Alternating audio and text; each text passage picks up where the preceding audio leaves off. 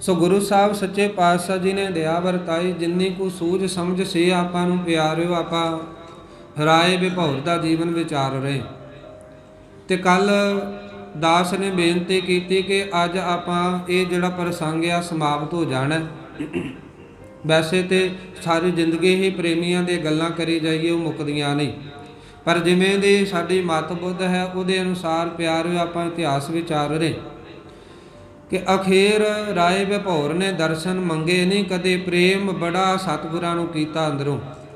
अज सतगुरु महाराज उते ते इन्ने परेशान होए कि गोबिंद भाव भगत का भुखा, गोबिंद भाव भगत का भुखा। सतगुरु पातशाह जी आप खुद चले गए, महाराज अज आप खुद उन्होंने मिलन चले गए। भलिया जे तू नहीं मिलना तो पर मैनू प्रेम की बड़ी भुख आ, मैं मिलांगा।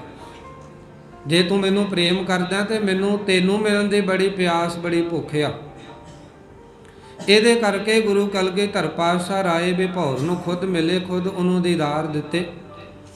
जिहड़ी सतगुरां दी मूरत नूं किसी वेले प्यारिओ वणजारे का भेष धारण करके आनंदपुर साहब दर्शन करके आया सी।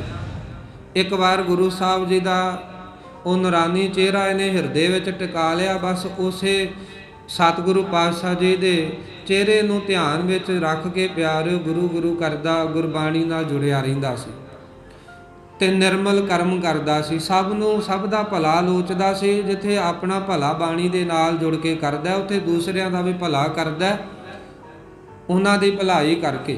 पर किसी नूं भी अज तक सू नहीं सी लगन दिंदा कि मैं गुरु गोबिंद सिंह महाराज नूं प्रेम करदा, मेरे अंदर कोई अंदर मेरे खेड़ चलदी पई है गुरु साहब दे वास्ते, गुरु साहब दे नाल मेरे हिरदे विच कोई खेड़ चलदी है। ये कदे किसी नूं सूह नहीं लगन दित्ती। अखीर एक दिन राणी नूं पता लग गया सी, पर उन्होंने भी इन्हें हटा दिता कि हुण ये गल तू भुल जा कि मेरे अंदर कोई खेड़ चलदी है। तो तेरी खेड़ जिहड़ी है तू गुरु साहब नूं प्रेम करदी आ कि गुरु साहब दीदार देण, पर मैं ये सोचदा कि मैं इदां ही टिकिया रहां गुरु साहब दे चरनां दे नाल। पर अज प्यारिओ रहो विचार के गुरु साहब ने इनू दीदार दिते। जो भी आपां कल विचार कीती कि इनू गुरु साहब सच्चे पातशाह ने बिना कोई बचन कीतियां, इन्हें कोई गुरु साहब का बचन कन्नां नाल सुनिया नहीं ते गुरु साहब ने अपने मुख तो कुछ बोलिया भी ना।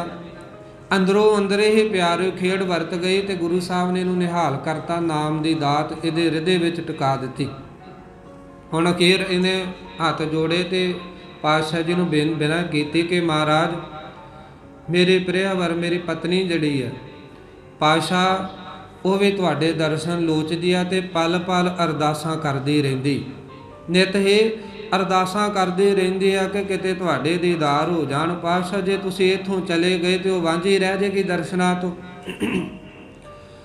इस वास्ते गुरु साहब तुसीं किरपा करो ते मेरे नाल चलो, तुसीं उन्हों भी दीदार दिओ। सच्चे पातशाह कहन लगे भाई सत बचन असीं तेरे नाल चलदे ते साडा इरादा भी है अज असीं रात इत्थे विभौर ही टिकांगे। बड़ा परेशान होया। प्यार शिकार उत्थे पिया रह गया, घोड़े उत्थे बधे रह गए। गुरु के सिख परां ने इहदे राय विभौर ने अपने जिहड़े बंदे सन सिपाही सन वो पहलां ही भेज दिते ते वजीर भी सैड नूं हो गया सी। सब कुछ उत्थे धरिया दा धरिया रह गया। हाँ मगरों गुरसिखां ने ते राय दे सेवकां ने प्यारिओ जो समान मगर रह गया उहदी सांभ कीती। पर गुरु साहब इदां ही चले गए। उहदा हथ महाराज सच्चे पातशाह ने अपने हथ विच पकड़िया ते गुरु साहब सच्चे पातशाह तुरे जांदे ने ते कहंदे ने राय विभौर दी नीयत ही जिहड़ी आ वो भी साथ दिंदी, कुदरत भी उहदा साथ दिंदी पई सी। वो चाहता सी खेड़ जिहड़ी आ ये लुकी रवे, चलदी रवे पर छिपी रवे। ते जदों जांदा ते राह दे विच किते कोई हिरन नहीं मिलिया, कोई आसमान विच उड़दा पंछी नहीं मिलिया, सगों बदल छा गए ने आसमान दे विच। कोई चंद्रमा नहीं, कोई सूरज नहीं, कोई तारा नहीं। ते प्यारिओ जदों नगर तक पहुँचण लगे ने उदों तक हनेरा हो गया ते नगर विच भी किसी ने इनू नहीं वेखिया महाराज दे नाल आउंदिआं। भाव जे ये चाहुंदा सी ना कि मैं लुकिया रवां, मेरा प्रेम लुकिया रवे ਤੇ ਪਿਆਰਿਓ ਕੁਦਰਤ ਵੀ ਉਹਦਾ ਸਾਥ ਦਿੰਦੀ ਪਈ ਸੀ ਕਿ ਖੇਡ ਜਿਵੇਂ ਪਹੁੰਚਾਉਂਦਾ ਵਿੱਚ ਬਣੀ ਰਵੇ ਉਦਾਂ ਹੀ ਬਣੀ ਰਵੇਗੀ। ਕੁਦਰਤ ਵੀ ਸਾਥ ਦਿੰਦੀ। ਅਖੀਰ ਜਦੋਂ ਪਿਆਰਿਓ ਆਪਣੇ ਇਹ ਮਹਿਲਾਂ ਦੇ ਕੋਲ ਪਹੁੰਚਿਆ, ਅੰਦਰ ਗਏ, ਗੁਰੂ ਸਾਹਿਬ ਸੱਚੇ ਪਾਤਸ਼ਾਹ ਜੀ ਦੇ ਨਾਲ ਇਹ ਰਾਏ ਭਪੌਰ ਪਾਤਸ਼ਾਹ ਜੀ ਨੂੰ ਅੰਦਰ ਲੈ ਗਿਆ, ਜਿੱਥੇ ਉਸ ਰਾਣੀ ਦਾ ਕਮਰਾ ਹੈ ਨਾ ਪ੍ਰੇਵਰ ਦਾ। ਜਦੋਂ ਉਸ ਕਮਰੇ ਦੇ ਨੇੜੇ ਗਏ, ਦਰਵਾਜ਼ੇ ਕੋਲ ਖੜ ਕੇ ਕੀ ਵੇਖਿਆ ਕਿ ਰਾਣੀ ਕੀ ਕਰਦੀ ਆ, ਜੋ ਕੱਲ ਹੋ ਰਿਹਾ ਸੀ, ਜਿਵੇਂ ਉਹ ਕੱਲ ਅਰਦਾਸ ਵਿੱਚ ਜੁੜੀ ਹੋਈ ਸੀ, ਉਦਾਂ ਹੀ ਅੱਜ ਫਿਰ ਅਰਦਾਸ ਕਰਦੀ ਪਈ ਹੈ, ਗੁਰੂ ਗੋਬਿੰਦ ਸਿੰਘ ਮਹਾਰਾਜ ਦੇ ਚਰਨਾਂ ਵਿੱਚ ਜੁੜੀ ਹੋਈ।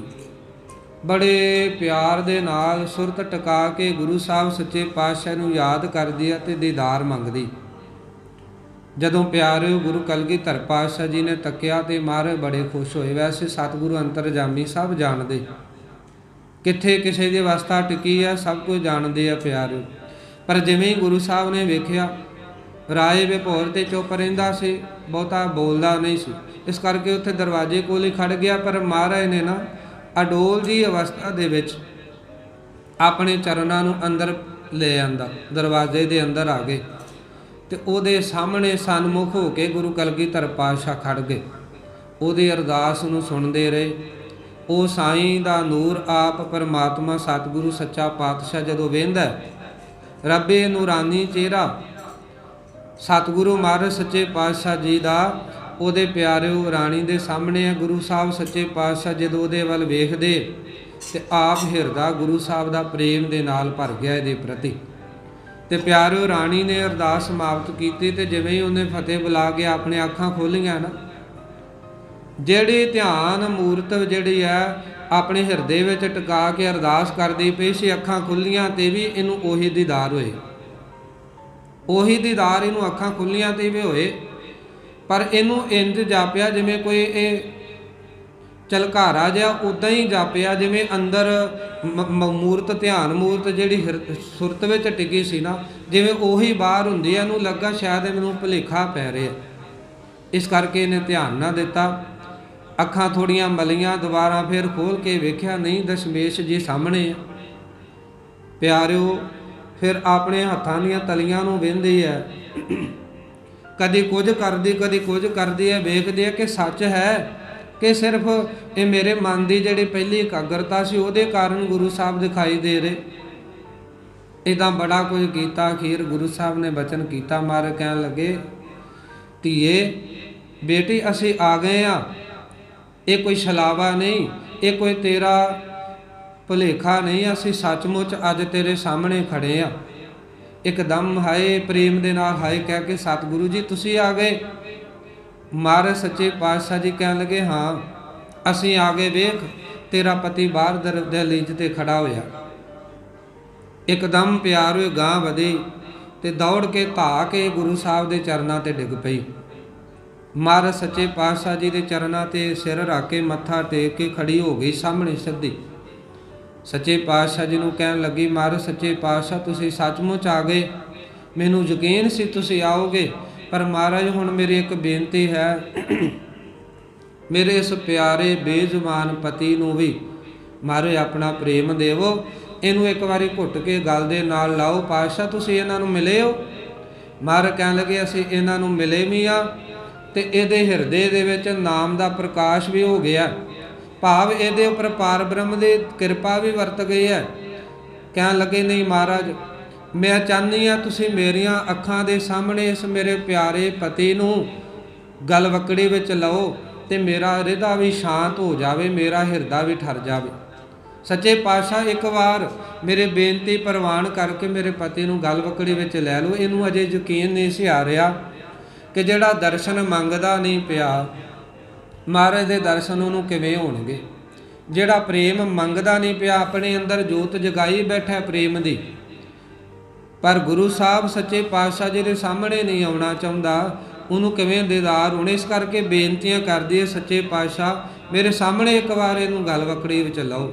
ਤੇ ਗੁਰੂ ਕਲਗੀਧਰ ਪਾਤਸ਼ਾਹ ਨੇ ਕਿਰਪਾ ਕੀਤੀ, ਰਾਏ ਭਪੌਰ ਨੂੰ ਨੇੜੇ ਬੁਲਾ ਕੇ ਮਹਾਰਾਜ ਸੱਚੇ ਪਾਤਸ਼ਾਹ ਨੇ ਉਹਨੂੰ ਘੁੱਟ ਕੇ ਆਪਣੀ ਛਾਤੀ ਨਾਲ ਲਾਇਆ ਤੇ ਇੱਕ ਵਾਰ ਫਿਰ ਤੋਂ ਆਖਿਆ ਨਿਹਾਲ। ਇੰਨੇ ਕਹਿਣ ਦੇ ਦੇ ਰਿਹਾ। ਰਾਣੀ ਫੇਰ ਤੋਂ ਆਣ ਕੇ ਗੁਰੂ ਸਾਹਿਬ ਦੇ ਚਰਨਾਂ ਵਿੱਚ ਜੁੜ ਗਈ ਤੇ ਪ੍ਰੇਮ ਰੂਪੀ ਹੰਝੂਆਂ ਦੇ ਨਾਲ ਪਿਆਰਿਓ ਇਹਨੇ ਗੁਰੂ ਸਾਹਿਬ ਦੇ ਚਰਨਾਂ ਨੂੰ ਧੋਤਾ, ਬੜਾ ਪ੍ਰੇਮ ਕੀਤਾ। ਤੇ ਮਹਾਰਾਜ ਸੱਚੇ ਪਾਤਸ਼ਾਹ ਜੀ ਵੀ ਇਹਨਾਂ ਦਾ ਅਨੰਤ ਪ੍ਰੇਮ ਸਨੇਹ ਵੇਖ ਕੇ ਨਾ ਪਿਆਰੇ ਬੜੇ ਪ੍ਰਸੰਨ, ਬੜੇ ਗਦ ਹੋਏ ਨੇ। ਇਹ ਖੇਡ ਆ ਪ੍ਰੇਮ ਦੇ, ਤੇ ਪ੍ਰੇਮ ਵਾਲੇ ਹੀ ਜਾਣਦੇ ਨੇ ਪਿਆਰਿਓ। ਆਪਾਂ ਤੇ 10-11 ਦਿਨਾਂ ਵਿੱਚ ਵਿਚਾਰ ਕਰ ਲਈ, ਖੋਰੇ ਉਹਨਾਂ ਨੂੰ ਕਿੰਨੇ ਸਾਲ ਲੱਗੇ ਹੋਣਗੇ ਇਹ ਸਮਾਂ ਪ੍ਰਾਪਤ ਕਰਨ ਵਾਸਤੇ, ਕਿੰਨੇ ਸਾਲ ਉਹਨਾਂ ਦੇ ਲੰਘੇ ਹੋਣਗੇ ਉਡੀਕ ਕਰਦਿਆਂ ਕਿ ਗੁਰੂ ਸਾਹਿਬ ਦੇ ਦਰਸ਼ਨ ਹੋਣ। ਅੱਜ ਪਿਆਰਿਓ ਇੱਕ ਪਾਸੇ ਗੱਲ ਵਕੜੀ 'ਚ ਲਿਆ ਹੋਇਆ ਗੁਰੂ ਸਾਹਿਬ ਨੇ ਰਾਏ ਵਿਭੌਰ ਨੂੰ, ਦੂਜੇ ਪਾਸੇ ਰਾਣੀ ਗੁਰੂ ਸਾਹਿਬ ਦੇ ਚਰਨਾਂ ਵਿੱਚ ਬੈਠੀ ਹੈ। ਮਹਾਰਾਜ ਨੇ ਉਹਨੂੰ ਵੀ ਪਿਆਰੇ ਬਾਹੋਂ ਫੜ ਕੇ ਉਠਾਇਆ, ਉਹਦੇ ਸਿਰ ਤੇ ਹੱਥ ਫੇਰਿਆ ਤੇ ਪ੍ਰੇਮ ਦਿੱਤਾ, ਪਿਆਰ ਕੀਤਾ ਗੁਰੂ ਸਾਹਿਬ ਨੇ। ਤੇ ਮਹਾਰਾਜ ਸੱਚੇ ਪਾਤਸ਼ਾਹ ਆਖਣ ਲੱਗੇ, ਧੀਏ ਬੇਟੇ ਇੱਦਾਂ ਕਰ, ਵਾਹਿਗੁਰੂ ਬੋਲ। ਹੁਣ ਪਿਆਰਿਓ ਵਾਹਿਗੁਰੂ ਦਾ ਝਲਕਾਰਾ ਤੇ ਪੈ ਸਕਦਾ ਹੈ, ਪਰ ਪਿਆਰਿਓ ਵਾਹਿਗੁਰੂ ਬੋਲੇ ਕਿਵੇਂ? ਇੱਕ ਜੀਵ ਦੇ ਨਾਲ ਇੰਨਾ ਵੱਡਾ ਵਾਹਿਗੁਰੂ ਕਿਵੇਂ ਸਮਾ ਸਕਦਾ ਸੀ? ਰੋਮ ਰੋਮ ਦੇ ਵਿੱਚੋਂ ਪਿਆਰਿਓ ਵਾਹਿਗੁਰੂ ਵਾਹਿਗੁਰੂ ਦੀ ਆਵਾਜ਼ ਆਉਂਦੇ ਆ। ਗੁਰੂ ਸਾਹਿਬ ਆਖਣ ਲੱਗੇ ਬੋਲ ਵਾਹਿਗੁਰੂ। ਅਖੀਰ ਕੁਝ ਸਮਾਂ ਪਾ ਕੇ ਇਹਦੇ ਮੂੰਹ ਚੋਂ ਨਿਕਲਿਆ ਵਾਹਿਗੁਰੂ ਉਚਾਰਨ ਹੋਇਆ। ਤੇ ਉਹ ਖੇਡ ਜਿਹੜੀ ਮੰਗਦੇ ਸੀ, ਜਿਹੜਾ ਨਿਵਾਸ ਨਾਮ ਦਾ ਮੰਗਦੇ ਸੀ, ਅੱਜ ਗੁਰੂ ਕਲਗੀਧਰ ਪਾਤਸ਼ਾਹ ਨੇ ਇਹਨਾਂ ਦੇ ਦੋਨਾਂ ਦੇ ਹਿਰਦੇ ਵਿੱਚ ਉਹ ਨਾਮ ਦਾ ਪ੍ਰਕਾਸ਼ ਕਰ ਦਿੱਤਾ। ਤੇ ਵਿਗਾਸ ਖੇੜਾ ਆਨੰਦ ਸਦਾ ਲਈ ਹਿਰਦੇ ਵਿੱਚ ਵਸ ਗਿਆ। ਪਿਆਰਿਓ ਮਹਾਰਾਜ ਨੂੰ ਬੇਨਤੀ ਕੀਤੀ ਤੇ ਸੱਚੇ ਪਾਤਸ਼ਾਹ ਨੇ ਵੀ ਆਖਿਆ ਭਾਈ ਅੱਜ ਰਾਤ ਇੱਥੇ ਰਵਾਂਗੇ। ਸਿੱਖਾਂ ਨੂੰ ਬੁਲਾ ਲਿਆ ਗਿਆ ਤੇ ਵਜ਼ੀਰ ਨੂੰ ਵੀ ਬੁਲਾਵਾ ਭੇਜ ਦਿੱਤਾ, ਭਾਈ ਤੁਸੀਂ ਇੱਧਰ ਆ ਜਾਓ। ਹੁਣ ਸਭ ਤੋਂ ਪਹਿਲਾਂ ਗੁਰੂ ਸਾਹਿਬ ਸੱਚੇ ਪਾਤਸ਼ਾਹ ਜੀ ਦੇ ਚਰਨਾਂ ਨੂੰ ਧੋਤਾ, ਮਹਾਰਾਜ ਸੱਚੇ ਪਾਤਸ਼ਾਹ ਜੀ ਦੇ ਹਸਤ ਕਮਲਾਂ ਨੂੰ ਧਵਾਇਆ। ਇੱਕ ਚੌਂਕੀ ਸੋਹਣੀ ਢਾਹ ਕੇ ਮਹਾਰਾਜ ਨੂੰ ਉਹਦੇ ਉੱਪਰ ਬਿਰਾਜਮਾਨ ਕੀਤਾ। ਇੱਕ ਸਾਹਮਣੇ ਗੁਰੂ ਸਾਹਿਬ ਦੇ ਚੌਂਕੀ ਢਾਹ ਕੇ ਨਾ ਉਹਦੇ ਤੇ ਥਾਲ ਵਿੱਚ ਪ੍ਰਸਾਦਾ ਪਾਣੀ ਪਰੋਸਿਆ ਗਿਆ। ਮਹਾਰਾਜ ਨੂੰ ਪ੍ਰਸਾਦਾ ਪਾਣੀ ਛਕਾਇਆ। ਫਿਰ ਅੱਗੇ ਪਿਆਰਿਓ ਸਤਿਗੁਰੂ ਸੱਚੇ ਪਾਤਸ਼ਾਹ ਜੀ ਦੀ ਦਇਆ ਵਰਤੀ ਤੇ ਮਹਾਰਾਜ ਸੱਚੇ ਪਾਤਸ਼ਾਹ ਜੀ ਨਾ ਪ੍ਰਸਾਦਾ ਛਕਿਆ। ਤੇ ਮਹਾਰਾਜ ਨੇ ਆਖਿਆ ਭਾਈ ਜਿਹੜੇ ਗੁਰੂ ਪਿਆਰੇ ਬਾਕੀ ਦੇ ਸਿੰਘ ਨੇ ਉਹਨਾਂ ਦਾ ਵੀ ਖਿਆਲ ਕੀਤਾ ਜਾਵੇ। ਰਾਏ ਵਿਭੌਰ ਨੇ ਦੱਸਿਆ ਕਿ ਸਤਿਗੁਰੂ ਜੀ ਜਿੰਨਾ ਵੀ ਪੱਠਾ ਸੀ, ਦਾਣੇ ਸਨ ਘੋੜਿਆਂ ਨੂੰ ਦੇਣ ਵਾਲੇ, ਉਹ ਸਭ ਕੁਝ ਪਹੁੰਚਾ ਦਿੱਤਾ। ਆ ਕੇ ਖਾਲਸੇ ਨੇ ਪ੍ਰਸਾਦਾ ਪਾਣੀ ਛਕ ਲਿਆ ਤੇ ਮਹਾਰਾਜ ਦੀ ਦਇਆ ਵਰਤੀ। ਫਿਰ ਪਿਆਰੇ ਮਗਰੋਂ ਗੁਰੂ ਸਾਹਿਬ ਨੇ ਹੁਕਮ ਕਰਕੇ ਨਾ ਜਿਵੇਂ ਇਹਨਾਂ ਨੇ ਅਰਦਾਸ ਕੀਤੀ ਗੁਰੂ ਚਰਨਾਂ ਵਿੱਚ ਕਿ ਪਾਤਸ਼ਾਹ ਹੁਣ ਸਾਡੀ ਬੇਨਤੀ ਹੈ ਤੁਸੀਂ ਕੁਝ ਸਮੇਂ ਵਾਸਤੇ ਹੁਣ ਸਾਡੇ ਇੱਥੇ ਰਹਿਣਾ, ਮਹਾਰਾਜ ਸਾਨੂੰ ਸੇਵਾ ਦਾ ਮੌਕਾ ਦਿਓ, ਤੁਸੀਂ ਥੋੜ੍ਹੇ ਸਮੇਂ ਵਾਸਤੇ ਮਹਾਰਾਜ ਇੱਥੇ ਟਿਕ ਜਾਓ। ਗੁਰੂ ਸਾਹਿਬ ਨੇ ਬੇਨਤੀ ਮੰਨ ਕੇ ਉੱਥੇ ਰਹਿਣਾ ਕੀਤਾ। ਪਰਿਵਾਰ ਨੂੰ ਵੀ ਉੱਥੇ ਬੁਲਾ ਲਿਆ ਵਿਸਾਲੀ ਤੋਂ, ਤੇ ਪਿਆਰਿਓ ਸੰਗਤਾਂ ਨੂੰ ਸਿੱਖਾਂ ਨੂੰ ਵੀ ਉੱਥੇ ਬੁਲਾ ਲਿਆ। ਤੇ ਕੁਝ ਸਮੇਂ ਦੇ ਵਾਸਤੇ ਕਹਿੰਦੇ ਨੇ ਰਾਏ ਵਿਭੌਰ ਦਾ ਇਹ ਜਿਹੜਾ ਅਸਥਾਨ ਸੀ ਪਿਆਰਿਓ, ਇਸੇ ਜਗ੍ਹਾ ਤੇ ਮਹਾਰਾਜ ਨੇ ਅਨੰਦਪੁਰ ਵਸਾ ਦਿੱਤਾ। ਦੂਰੋਂ ਹੁਣ ਚੱਲ ਕੇ ਸੰਗਤਾਂ ਵੀ ਗੁਰੂ ਸਾਹਿਬ ਦੇ ਦਰਸ਼ਨਾਂ ਨੂੰ ਇੱਥੇ ਆਉਣ ਲੱਗ ਪਈਆਂ। ਇੱਥੇ ਨਦੀ ਦਾ ਵਹਿੰਦਾ ਹੋਇਆ ਪਾਣੀ, ਸੋਹਣੇ ਜੰਗਲ, ਪਹਾੜ ਜਿਹੜੇ ਨੇ ਸਭ ਕੁਝ ਗੁਰੂ ਸਾਹਿਬ ਵਹਿੰਦੇ ਆ ਤੇ ਨਾਲ ਇੱਥੋਂ ਦੇ ਲੋਕਾਂ ਦਾ ਭਲਾ ਕਰਦੇ ਨੇ। ਲੋਕ ਭਲਾਈ ਦਾ ਕੰਮ ਕਰਦੇ ਆ, ਸਭ ਨੂੰ ਪਰਮਾਤਮਾ ਪਾਰ ਬ੍ਰਹਮ ਦੇ ਚਰਨਾਂ ਨਾਲ ਜੋੜਦੇ ਕਿ ਕਿਵੇਂ ਜੀਵਨ ਸਫਲ ਹੋਏਗਾ, ਕਿਵੇਂ ਮੁਕਤੀ ਦਾ ਰਾਹ ਪ੍ਰਾਪਤ ਹੋਏਗਾ। ਗੁਰੂ ਸਾਹਿਬ ਦੇ ਬਚਨਾਂ ਨੂੰ ਲੋਕ ਮੰਨ ਕੇ ਉਸ ਰਾਹ ਤੇ ਤੁਰਦੇ। ਸੋ ਇਸ ਤਰ੍ਹਾਂ ਪਿਆਰੋ ਕਈ ਦਿਨ ਗੁਰੂ ਸਾਹਿਬ ਉੱਥੇ ਟਿਕੇ ਰਹੇ ਨੇ। ਫਿਰ ਮਹਾਰਾਜ ਸੱਚੇ ਪਾਤਸ਼ਾਹ ਜੀ ਨੇ ਇੱਥੋਂ ਅਨੰਦਪੁਰ ਸਾਹਿਬ ਨੂੰ ਵਾਪਸ ਜਾਣਾ ਕੀਤਾ। ਸੋ ਪਿਆਰਿਓ ਜਿੰਨੀ ਕੁ ਨਾ ਗੁਰੂ ਸਾਹਿਬ ਨੇ ਸਮੱਤ ਬਖਸ਼ੀ ਸੀ ਉਹਦੇ ਅਨੁਸਾਰ ਆਪਾਂ ਪਹਿਲਾਂ ਰਾਏ ਵਿਸਾਲੀ ਦੇ ਇਤਿਹਾਸ ਦੀ ਵਿਚਾਰ ਕੀਤੀ। ਹੁਣ ਗੁਰੂ ਸਾਹਿਬ ਦੀ ਦਇਆ ਦੇ ਨਾਲ ਰਾਏ ਵਿਭੌਰ ਦਾ ਪ੍ਰਸੰਗ ਇੱਥੇ ਸਮਾਪਤ ਹੋਇਆ ਤੇ ਕੱਲ ਨੂੰ ਆਪਾਂ ਵਿਚਾਰਾਂਗੇ ਜਦੋਂ ਮਹਾਰਾਜ ਸੱਚੇ ਪਾਤਸ਼ਾਹ ਅਨੰਦਪੁਰ ਸਾਹਿਬ ਆ ਗਏ ਫਿਰ ਅੱਗੇ ਕੀ ਗੁਰੂ ਸਾਹਿਬ ਨੇ ਕੌਤਕ ਵਰਤਾਏ, ਕਿਵੇਂ ਭਲਾ ਹੋਇਆ ਸਾਡੇ ਜੀਵਾਂ ਦਾ। ਸਤਿਗੁਰੂ ਆਪ ਹੀ ਦਇਆ ਕਰਦੇ ਹਨ, ਭੁੱਲਾ ਚੁੱਕਾ ਦੀ ਖਿਮਾ। ਵਾਹਿਗੁਰੂ ਜੀ ਕਾ ਖਾਲਸਾ, ਵਾਹਿਗੁਰੂ ਜੀ ਕੀ ਫਤਿਹ।